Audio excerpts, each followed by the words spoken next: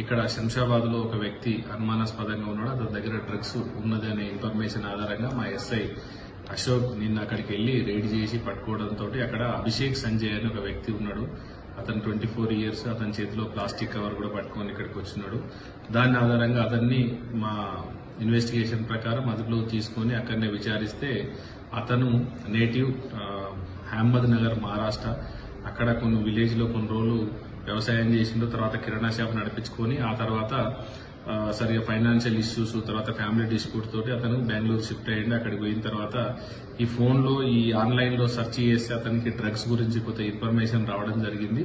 దానిలో ఒకడు నైజీరియన్ అక్కడ పరిచయం కావడం జరిగింది. దాని ఆధారంగా ఈ డ్రగ్స్ వాళ్ళ దగ్గర నుంచి కలెక్ట్ చేసుకుని స్టార్టింగ్ ఏంటంటే అతనికి అలవాటు ఉండే అతను తీసుకునేవాడు. ఆ తర్వాత కొద్దిగా దాంతో వేరే వాళ్ళకి అమ్మి సొమ్ము చేసుకుందామనే ఉద్దేశంతో ఆ డ్రగ్స్ తీసుకుని అక్కడ అమ్మి మళ్ళీ అక్కడ అమ్మితే ఎక్కువ ఇక్కడనే అమ్మితే మళ్ళీ పోలీసు పట్టుకుంటారనే ఉద్దేశంతో హైదరాబాద్కి ఎవరైనా నీడీ కస్టమర్స్ ఎవరైనా ఉంటే ఇక్కడ అమ్ముదామని ఇక్కడికి హైదరాబాద్ రావడం జరిగింది. ఆయన దగ్గర MDMA 14.51 గ్రామ్స్ సీజ్ చేయడం జరిగింది. అతని సెల్ ఫోన్ లో కూడా కాంటాక్ట్స్ కూడా ఉన్నాయి. దానికి సంబంధించి ఇతనికి ఎక్కడి నుంచి వచ్చింది అనే కోణంలో కూడా మేము దర్యాప్తు చేస్తున్నాం. వాళ్ళవి కూడా ఈ ఫైనాన్షియల్ ట్రాన్సాక్షన్స్ కానీ ఈ డీటెయిల్స్ అన్ని కూడా తీస్తున్నాం. అతన్ని అదుపులోకి తీసుకుని ఇప్పుడు రిమాండ్కి పంపిస్తున్నాం. శంషాబాద్ లో ఎవరికి అమ్మడానికి వచ్చింది సార్ డ్రగ్స్?